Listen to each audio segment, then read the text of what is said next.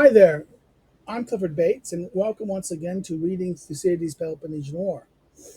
Today we're going to be looking at the 18th year of the war. I think we're going to be spending it. It's going to we're going to be finishing up book 6, the last basically 10 chapters, and then go to 19 chapters in book 7. Which deal with the summer and the winter of the 18th year. We'll see how this goes. So we'll finish off where we left off in chapter 94 of this. In the mean, it's right here. We're going to be using the Crawley translation of the landmark Thucydides. We're using the Google Books for the version up there, and we'll be looking at this right here. This is where chapter 94 begins. The next summer, at the very beginning of the season, the Athenians in Sicily were put out from Catana and sailed along the shore to Megara in Sicily, from which, as I have mentioned above, the Syracusan expelled the inhabitants in a time of their tyrant Gilon, themselves occupying the territory. Here the Athenians landed and laid waste to the country, and after an unsuccessful attack upon the fort of the Syracusans, went on with the fleet and army to the river Teres, and advancing inland laid waste the plain and set fire to the grain. And after killing some of the small Syracusan party which they encountered, they and setting up a trophy went back again to their ships. Now they sailed to Catana and took up in positions there, and going with the whole force against Centropia, a city of the Sicels, acquired it by capitulation and departed. After also burning the grain of the Inescilians and Hebalians. Upon their return to Catana, they found the horsemen arrived from Athens, the number of 250, with their equipment, but without their horses, which were to be procured upon the spot, and 30 mounted archers, with their equipment, but without their horses, which were to be procured upon the spot, and 30 mounted archers, and 300 talents of silver. That same spring, the Spartan marched against Argos and went as far as Cleon, when an earthquake occurred and caused them to return. After this, the Argives invaded the territories of Thea, which is on their border, and took much beauty from the Spartans, which was sold for no less than 35 talents. The same summer, not long after, the popular army in Thespiae made an attack upon the party in office, which was not successful, but help arrived from Thebes, and some were caught, while others took refuge in Athens. The same summer, the Syracusans learned that the Athenians had been joined by their cavalry and were on the point of marching against them. And seeing that without becoming masters of Epipolia, a precipitous spot situated exactly over the city, the Athenians could not, even if victorious in battle, easily invest them. They determined to guard its approaches in order that the enemy might not ascend unobserved by these, the only way by which ascent was possible, as the remainder is lofty ground, and falls right down into the city, and can all be seen from inside. And as it lies above the rest of the place, it is called by the Syracusans Epipolia, or Overtown.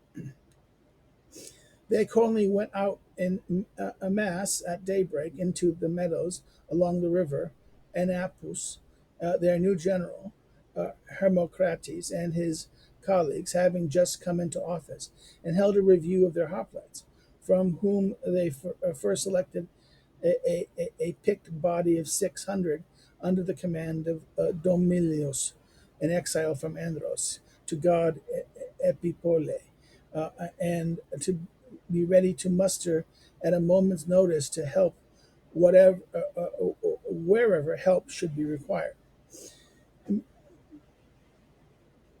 Meanwhile, the Athenians at that same morning were holding a review, having already made land unobserved with all the armaments from Canta, the opposite place called Leon, with much more than half a mile from Epipole, where they disembarked their army.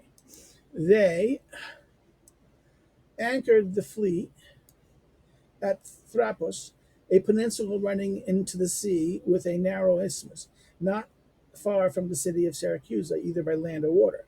While the naval force of the Athenians threw a stockade over the isthmus and remained quite quiet at Thrapos, the army immediately went on a run to Epoli and succeeded at getting up by the Urail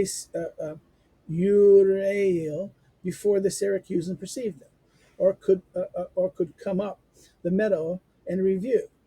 Domos and his 600 and the rest advanced quickly as they could, but they had nearly 3 miles to go from the meadow before reaching them. Attacking in this way, in considerable disorder, the Syracusans were defeated in the battle of Epole and retired to the city, with a loss of about 300 killed and Diomolus among the number. After this, the Athenians set up a trophy and restored to the Syracusans their dead and truce, and the next day descended to Syracuse itself. And no one coming out to meet them reascended and built a fort at Labadorum upon the edge of the cliffs of Epipole, looking towards Megea, to serve as a storehouse for their baggage and money, wherever they advanced to give battle or to work at the lines. Not long afterwards, 300 cavalry came to them from Egesta, and about 100 from the Sicels, Naxian, and others, and thus 250 from Athens, of whom they had gotten their horse from the Aegeans and Cantians, besides others that they brought. Now they mustered 650 cavalry at all. After posting a garrison at Labadrum, they advanced to Sicca, where they halted and quickly built the circle, or center of their wall of circumvallation. The Syracusans, appalled at the rapidity with the work advanced, determined to go out against them and give battle uninterrupted. And the two armies were already in battle array when the Syracusan general observed that their troops found such difficulty in getting into the lines, and were in such disorder that they led them back into the city, except part of the cavalry. These remained and hindered the Athenians from carrying stones or dispersing to any great distance, until a tribe of the Athenian hoplites, with all the cavalry, charged and routed the Syracusan horse, with some losses, after which they set up a trophy for the cavalry action. The next day, the Athenians began building a wall north of the circle, at the same time collecting stones and timber, which they kept laying towards Trogilus, while the shortest line of their work from the great harbor to the sea, while the Syracusans, guided by their generals, and above all by Hermocrates, instead of risking any more general engagements, determined to build a counter wall in the direction in which the Athenians were going to carry their wall. If this could be completed in the time, the enemy line would be cut, and meanwhile, if he were to attempt to interrupt them by an attack, they would send part of their force against him, would secure the approaches before with their stockade, while the Athenians would have to leave off working with their whole force in order to attend to them. They accordingly sallied forth and began to build, starting from their city, running a cross wall below the Athenian circle, at the same time cutting down the olive trees and erecting wooden towers.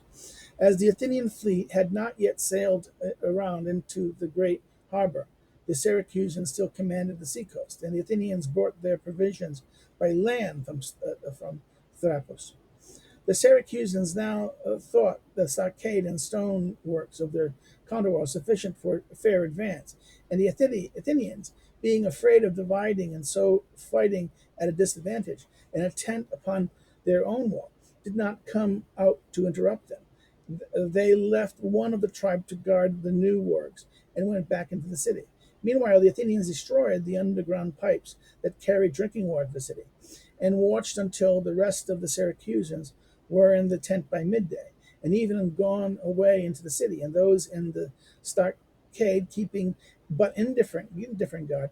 They appointed 300 picked men of their own, and some men selected from the light troops who were appropriately armed for the purpose, to run suddenly as fast as they could to the counterwall, while the rest of the army advanced in two divisions, one of the generals to the city in case of a sortie, and the other with the other general to the stockade by the postern gate. 300 attacked and took the stockade, abandoned by its garrison, took refuge in the outworks around the statue of Apollo Thermes. Here the pursuers burst in with them, and after getting in were beaten out by the Syracusans, and some few of the Argives and Athenians slain, after which the whole army retired, and having demolished the counterwall and pulled up the stockade, carried away the stakes to their own line and set up a trophy. The next day, the Athenians in the circle proceeded to fortify the cliff from above the marsh, which on this side of Epipole looks towards the great harbor, thus being also the shortest line for their walls to go down across the plain and the marsh to the harbor. Meanwhile, the Syracusans marched out and began a second stockade, starting from the city across the middle of the marsh, digging a trench alongside to make it impossible for the Athenians to carry their wall down to the sea. As soon as the Athenians had finished their work at the cliff, they again attacked the stockade and the ditch of the Syracusans, ordering the fleet to sail around from Thrapus into the great harbor of Syracuse. They descended at about dawn from Epipolae into the plain, laying doors and planks over the marsh, where it was muddy and firmest crossed over on these, and daybreak took the ditch and the stockade, except for the small portion which they captured afterwards. A battle now ensued, in which the Athenians were victorious, the right wing of the Syracusans fleeing into the cities and the left to the river. 300 picked Athenians, wishing to cut off their passage, pressed on at a run to the bridge, when the alarmed Syracusans, who had with them most of their cavalry, closed and routed them, hurling them back upon the Athenian right wing, the tribe of which was thrown into a panic by the shock. Seeing this, Lachimus came to their aid from the Athenian left, and with a few archers and with the Argives crossing a ditch, was left alone with a few that had crossed with him, and was killed with 6 or 5 of his men. These Syracusans managed immediately snatch up in haste and get across the river into a place of security, themselves retreating as the rest of the Athenian army came up. Meanwhile, those who had at first fled for refuge in the city, seeing the turn affairs were taken, now rallied from the city and forming against the Athenians in front of them, sending also a part of their numbers to the circle on Epipolae, in which they hoped to take while denuded from its defenders.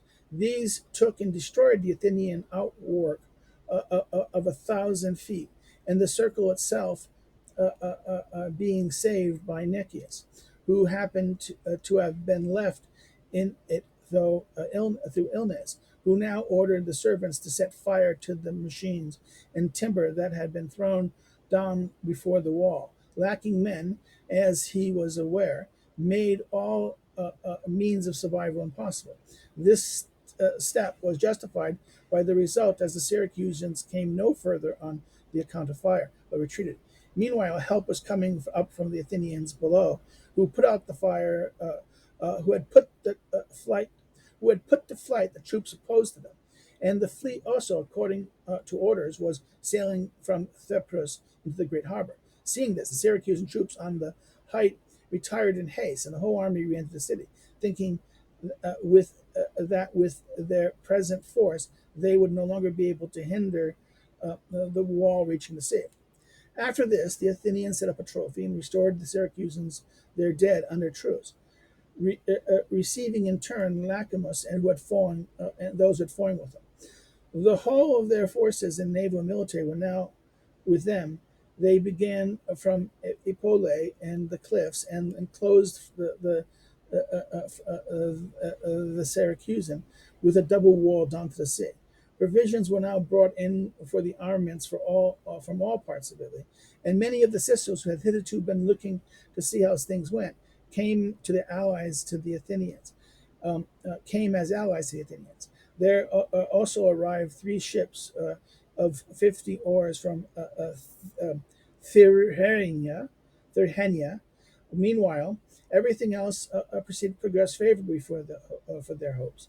The Syracusans began to despair of finding safety in arms, no relief having reached them from the Peloponnesus, and were now proposing terms of capitulations among themselves and to Nicias, who, after the death of Lamachus, was left sole commander.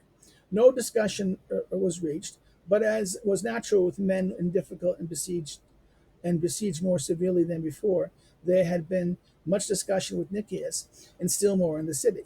Their present misfortunes had made them also suspicious of one another, and blamed their disaster was thrown upon the ill fortune or treachery of the generals under whose command they had happened. And these were deposed, and others, Heracles, Euclides, and Telsia, elected in their stead.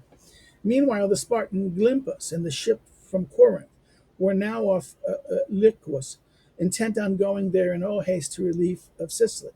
The news reached them being an alarming kind, and all agreed in a false report that the siege line along Syracuse already complete. Gylippus abandoned all hope for Sicily, and wishing to save Italy, rapidly crossed the Ionian Sea to Tarentum with the Corinthian Pythian and 2 Laconian and 2 Corinthian vessels, leaving the Corinthian to follow him after manning, in addition to their own 2 Lycardians and 2 Ambraciot ships. From Tarentum, Gylippus went from Tarentum. Gylippus, and this is from this place, this person went on a mission to Thyrus and claimed anew the right of citizenship which his father had enjoyed. But failing to bring over the townspeople, he weighed anchor and coasted along Italy. Opposite the Tyrrhenian Gulf, he was caught by the wind, in which blows violently and steadily from the north in that quarter, and carried out to sea. And after experiencing some very rough weather, made it back to Tarentum, where he hauled ashore and refitted much of his ships as had suffered most from the tempest. Nicias heard of this reproach, but like the Therians, scorned the scanty number of his ships, and set down piracy as the only probable purpose of their voyage, and took no precaution for the present.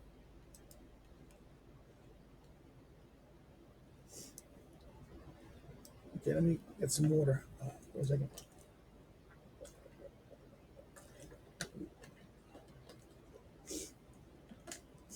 About the same time this summer, the Spartans invaded Argos with their allies and laid waste to most of the country.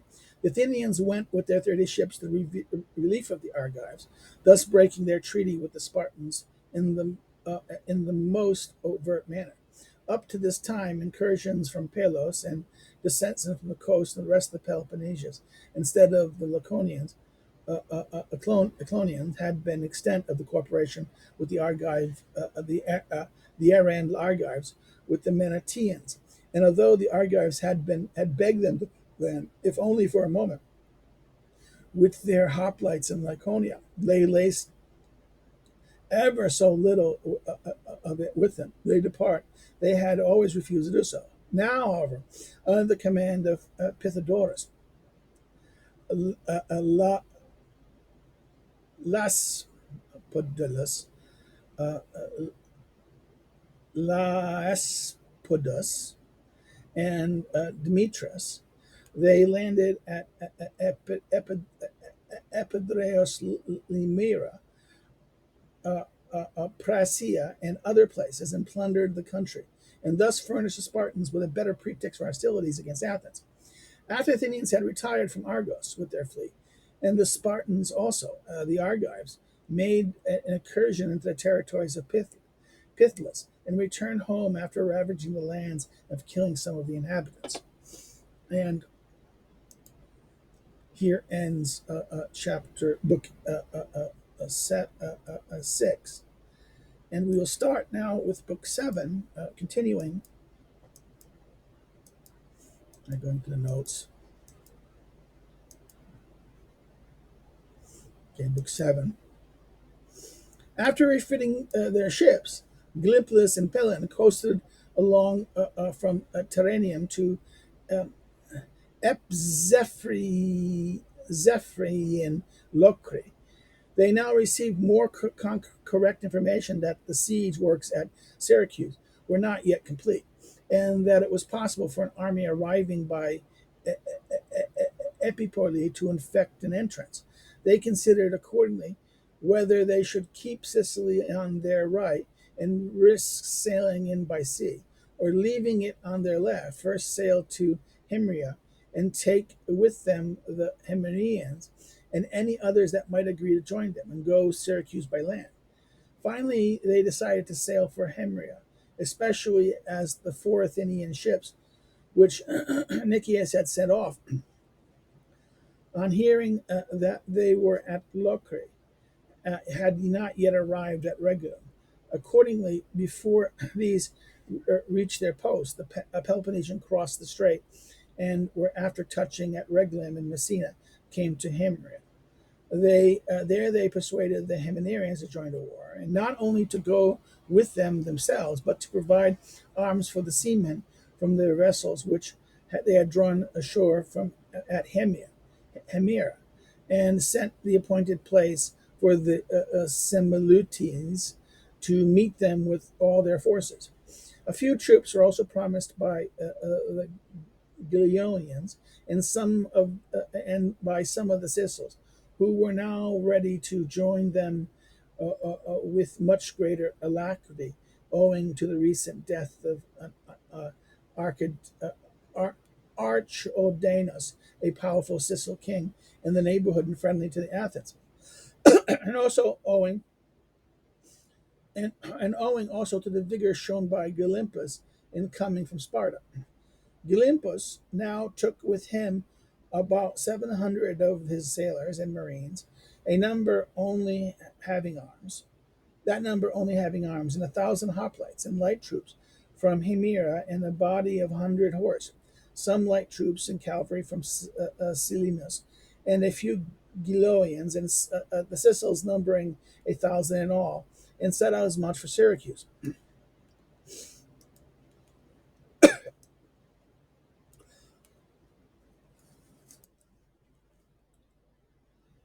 Meanwhile, the Corinthian fleet from Leucra made all haste to arrive. And one of their commanders, Gongylus, starting last with a single ship, was the first to reach Syracuse, a little before Gylippus. Gongylus found the Syracusans on the point of holding an assembly to consider whether they should not put the end to the war.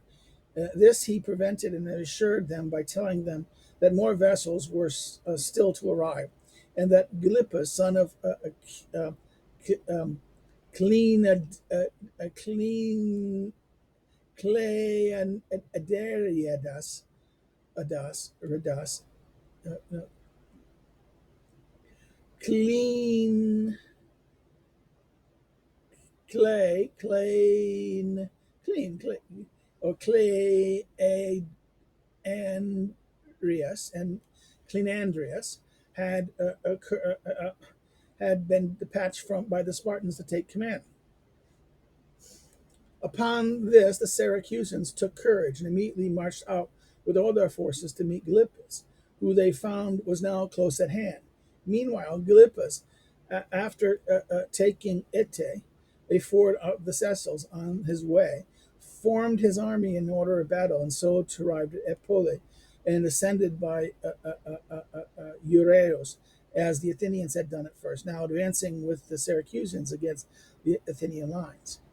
By chance, he had arrived at a critical moment. The Athenians had already finished the double wall of almost a mile to the great harbor, with the exception of a small portion next to the sea, which they were still engaged upon. And the remainder of the circle towards Theogotus on the other sea, stones had been laid ready for building of the greatest part of the distance, and some points had been left half finished, while others entirely completed.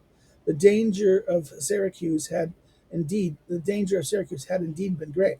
Meanwhile, the Athenians, recovered from the confusion into which they had been at first thrown by the sudden approach of Gylippus and the Syracusans, formed in order of battle.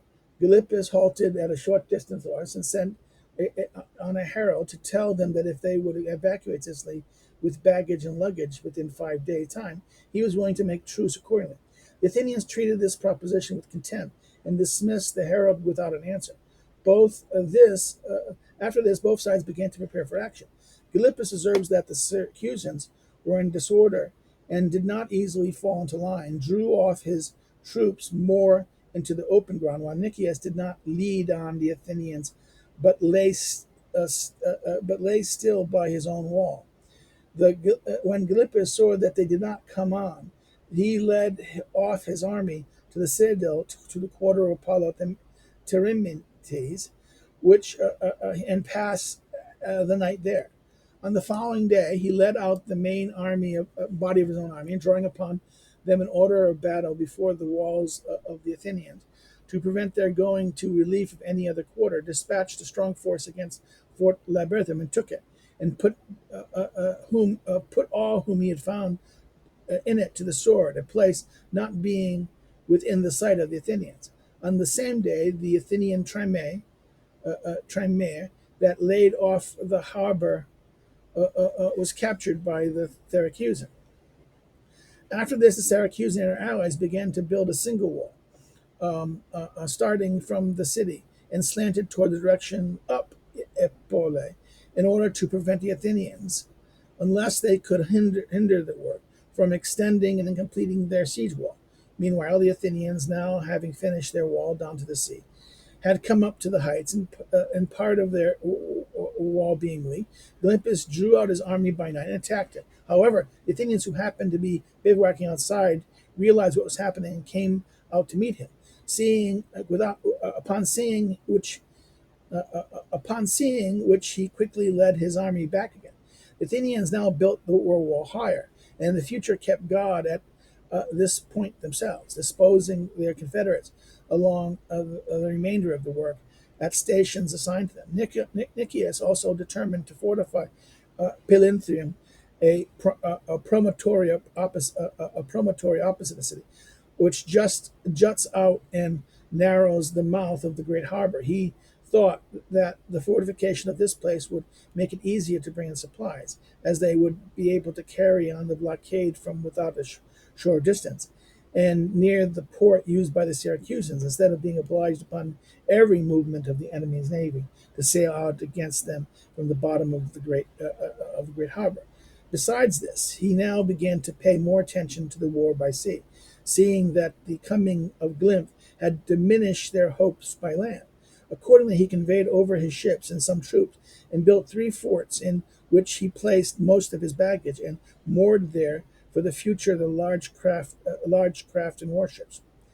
This was the first and chief occasion of the loss which the crews experienced. The water which they used was scarce and had to be fetched from far away, and the sailors could not get could not go out or fire without being cut off by the Syracusan horse, who were the master of the country. And a third of the enemy's cavalry, being stationed in the little town of Olympium, to prevent plundering incursions on the part of the Athenians at Pelanthea. Meanwhile, Nicias learned that the rest of the Corinthian fleet was approaching, sent 20 ships to watch for them, with orders to be on the lookout for them for the vicinities of Leucrae and Rheginum, and the approaches of Sicily. Gylippus, meanwhile, went back on with the wall across Epore, using the stones which the Athenians had laid down for their own walls, and at the same time constantly let out the Syracusans and their allies, and formed them in order of battle in front of their lines. The Athenians formed against them. At last he thought there was the moment had come and began the attack, and hand-to-hand fighting ensued between the lines where the Syracusan cavalry could be of no use. And the Syracusans and their allies were defeated and took up the dead under a truce, while the Athenians erected a trophy. After this, Gylippus called the soldiers together and said that the fault was not theirs but his. He had kept their lines too much within the works, and had deprived them of the services of their cavalry and daughters. He would now, therefore, lead on them on a second time. He begged them to remember that in material forces they were fully matched to their opponents, while with respect to moral advantages, if it were tolerable if Peloponnesians Dorians should not feel confident of overcoming Ionians and Islanders with the motley rabble that accompanied them, and driving them out of the country. After this, he embraced the first opportunities that arose again of leading them against the enemy. Now, Nicias and the Athenians were of the opinion that even if the Syracusans should not wish to offer battle, it was necessary for them to prevent the building of the crosswall, as it was already almost overlapped at extreme points of their own. And if it went further, it would, from that moment, make no difference whether they fought ever so many successful actions or never fought at all. They accordingly came out to meet the Syracusans. Gylippus led his hoplites further from the fortifications from that former occasion, and so joined Reading, posting his horse and darters against the flank of the Athenians in open space, where the works of the two walls terminated. During the engagement, the cavalry attacked and routed the left wing of the Athenians, which was opposed to them. The rest of the Athenian army was, in consequence, defeated by the Syracusans and driven headlong within their lines. The night following, the Syracusans extended their walls up to the Athenians' works and passed them,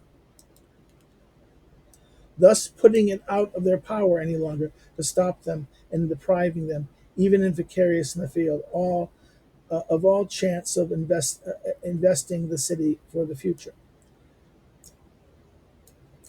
After this, the remaining 12 vessels of the Corinth, Ambraciots and Lucutians, sailed into the harbor under the command of the Corinthian Erastine, having eluded the Athenian ships on guard and helped the Syracusans in completing the remaining of the crosswall.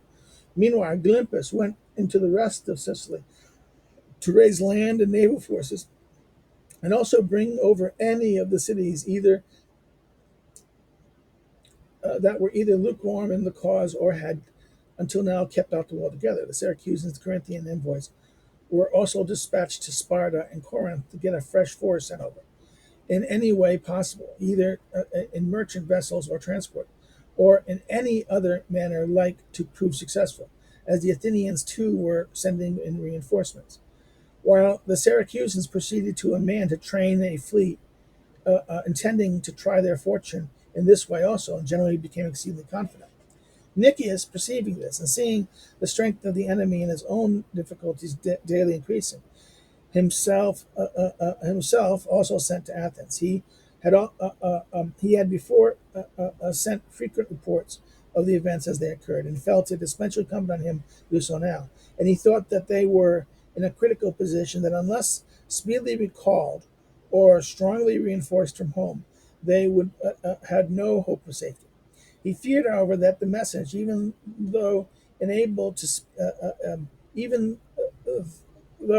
speak and through failure of memory, or from a wish to please the multitude, might not report the truth, and so thought it best to write a letter to ensure that the Athenians should know his own opinion without it being lost in translation, and be able to decide upon real facts of the case. The emissaries accordingly departed with the letter and requested verbal instructions, and he attended to the affairs of taking the army, making it his aim now to keep on the defensive and avoid any unnecessary danger. At the close of the same summer, the Athenian general Euloton marched in concert with Perdiccas with a large body of Thracians against Amphipolis, and failing to take it, brought some Trimes around into the Strymon, blockaded the city from the river, and having his base at Himeraeum. Summer was now over. Okay, now here ends the summer, right? Uh, um, the winter ensued, and the person sent by Nicias reaching Athens gave the verbal message which had been entrusted him, and answered any questions that were asked him, and delivered the letter. The secretary of the city now came forward and read out the Athenians the letter, which was as follows. In our past operations, Athenians, had been made known to you by many other letters. It is now time that you become equally familiar with our present condition, and to take your measures accordingly. We have defeated the Syracusans. We had defeated the Syracusans against whom we were sent in most of our engagements with them, and we built up the works which we occupied. When Gilym arrived from Sparta with an army obtained from the Peloponnesians, from some of the cities of Sicily. In our first battle with them, we were victorious. In the battle on which following, we were overpowered by a multitude of cavalry and darters, and compelled to retire within our lines. We have not therefore have now therefore been forced by a number of those opposed to us to discontinue the work of circumventilation and to remain inactive, being unable to make use even of all the forces we have, since a large portion of our hoplites are absorbed in the defense of our lines. Meanwhile, the enemy have carried a single wall past our lines, thus making it impossible for us to invest them in future until this cross wall is attacked by a strong force and captured. So that besiegers in name have at least from the land side the besieged in reality, as we are prevented by their cavalry from going of any distance into their country. Besides this, the embassy has been dispatched into the Peloponnese to procure reinforcements, and Gilip has gone to the cities of Sicily in part in hope of inducing those that are naturally neutral to join him in the war, partly of bringing from his allies additional contingents of land forces and material for the navy. For I understand that they have contemplated a combined attack upon our lines with their land forces and with their fleet at sea. You must none of you be surprised that I say by sea also. I have discovered that the length of time we have now been commissioned and has rotted our ships and wasted our crew, and with our completeness of and with the completeness of our crews and soundness of our ships, the pristine efficiency of our navy has departed. For if it is impossible for us to haul our ships ashore and drive them out, because the enemy vessels have being as many or as more than our own, we are constantly necessitating attack. Indeed, they may be exercising, and it lies with them to take the initiative. And not having to maintain the blockade, they have greater facility for drying their ships. This we should scarcely be able to do, even if we had plenty of ships to spare, and were freed from our present necessity of exhausting all our strength upon the blockade. For it is already difficult to carry in supplies from Syracuse, and were we to relax our vigilance in the slightest degree, it would become impossible. The losses which our crews have suffered and continue to suffer will arise from the following courses.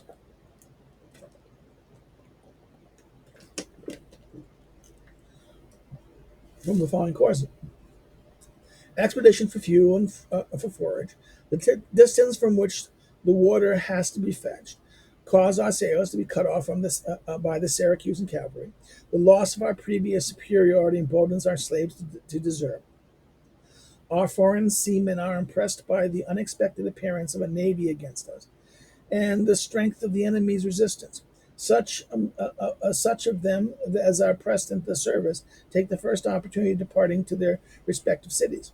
Such as were originally seduced by the temptation of high pay and expecting little fighting and large gains leave us either by desertion to the enemy or availing themselves of one or another of the various facilities of escape which the magnitude of Sicily offers them. Some even engage in trade themselves and prevail upon the captains to take Huculia slaves on board in their place. Thus, they have ruined the efficiency of our navy. Now, I need not remind you that the time during which a crew in its prime is short, and that the number of sailors who can start a ship on her way and keeping it rolling time is small. But but my but by far my greatest trouble is that holding the post which I do, I am prevented by the natural indiscipline of the Athenian seamen from putting a stop to these evils. And while and that meanwhile, we have no resources from which to recruit our crews, which the enemy can do from many quarters, but are compelled to depend both of our supplying the crew in service and for making good our losses upon the men whom we brought with us. For our present allies, Naxos and Catana, are incapable of supplying us. There is only one thing more that our opponents lack. I mean the loss of our Italian markets. If the Italians were to see you neglect to relieve us from our present conditions and were to go over the enemy, famine would compel us to evacuate, and Syracuse should would finish the war without a blow. I might, I might, in a truce, have written to you something different and more agreeable than this, but nothing certain more useful. If it is desirable for you to know the real state of things here before taking your measure. Beside, I know that it is in your nature to love to be told the best side of things, and then blame the teller if the expectations which he raises in your minds are not answered by the results. And therefore, I thought it safest to declare to you the truth. Now, you are not to think that either your generals or your soldiers have ceased to be a match for the force originally opposed to them, but you are to reflect that a general Sicilian coalition is being formed against us, that a fresh army is expected from the Peloponnese, while the forces we have here is unable to cope with our present antagonist. You must properly decide either to recall us or to send out another fleet and an army as numerous again, with a large sum of money, and someone to succeed me, as disease in the kidneys render me unfit to remain in my post. I think I have some claim of your indulgence, as while I have in my prime, I did you much good service in my commands. But whatever you do mean to do, do it do it at the commencement of spring without delay, and as the enemy will obtain his Sicilian reinforcement shortly, those from Peloponnesians after a shorter interval. And unless you attend this matter, the former will be here before you, and the latter will elude you as they have done before.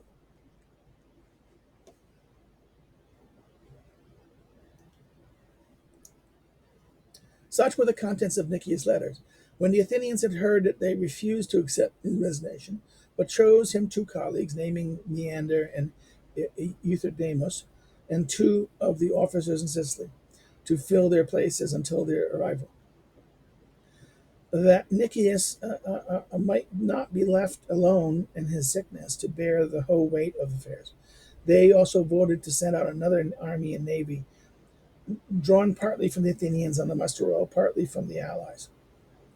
The colleagues chosen for Nicias were Demosthenes, son of Elisclius, and Eurymon,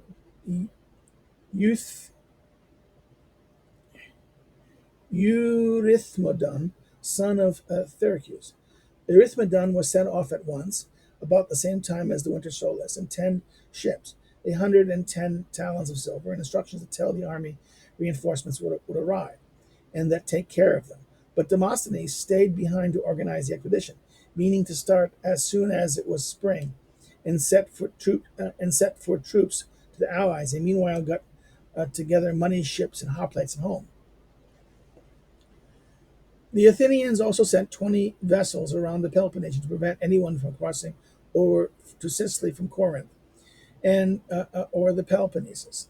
For the Corinthians, filled with confidence by their favorable altercation in the Sicilian affair, had been reported by the envoys on their arrival, and conceived that the fleet which they had before sent out had not been without use, were now preparing to dispatch such a force of hoplites and merchant vessels to Sicily, and while the Spartans did the same for the rest of the Peloponnnesia.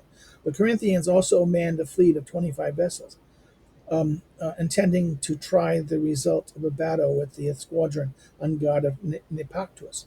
Meanwhile, to make it less easy for the Athenians there to hinder the departure of their merchant vessels, by obliging them to keep an eye for the triremes thus arranged against them. In the meantime, the Spartans prepared for the invasion of Attica in accordance with their own previous resolve, an instigation of the Syracusan and Corinthians, who wished for an invasion to prevent the reinforcements which they heard Athens was about to send to Sicily. Alcibiades also urgently advised the fortification of Decelea and a few vigorous prosecutions of the war. But the Spartans derived little encouragement from the belief that Athens, with 2 wars on her hand against themselves and against the Sicilians, would be more easy to subdue, and from the conviction that she had been the first to violate the truce. In the former war, they considered that the offense had been more on their side, both on the attack on the Thebans on Plataea on the time of peace, but also their own refusal to lift any order of arbitration, in spite of the clause of the former treaty, which were that where arbitration should be offered, there would be no appeal to arm. For this reason, they thought that they deserved their misfortunes, and took to heart seriously the disaster at Pelos and whatever else had performed.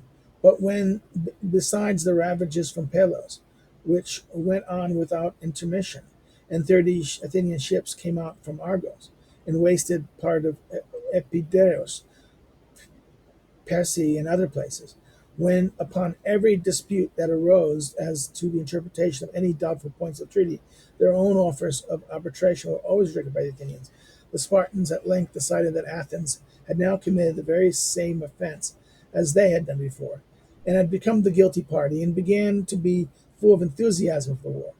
They spent this winter in sending around to their allies for iron, and getting ready for other implements for building their fort. Meanwhile, began raising at home, and also by forced restitution in the rest of the Peloponnese, a force to be sent out in merchant ships to their allies in Sicily. Winter thus ended, and with it the 18th year of the war, which Thucydides is the historian. So now we're ending the 18th year. I hope all of you, if you have any questions or comments, or something you want to say about this section of the 18th year of the Peloponnesian War, or about what Thucydides talked about it, please post it down below. If you if you like what we did here, like it. If you didn't like it, you can say like it. Put any criticisms on the comments, please. I'll be honest. You can say my voice is lousy and my hoarse. I'm still recovering from this bug that won't go away. Um, um, um, if you want to subscribe to get more of these things, subscribe. You can follow me on social media below. If you wish to contribute something to help me continue these things and organize and to do things, please think about subscribing as a patron, either to the Subscribe Star or Patreon. I don't expect people to do that, but who knows? I thought maybe someone might like to do it. I should do more. I'm not the most organized person in the world and don't have much time to do things, but I always try it. And I think that'll be it for now. Thank you again and have a good day.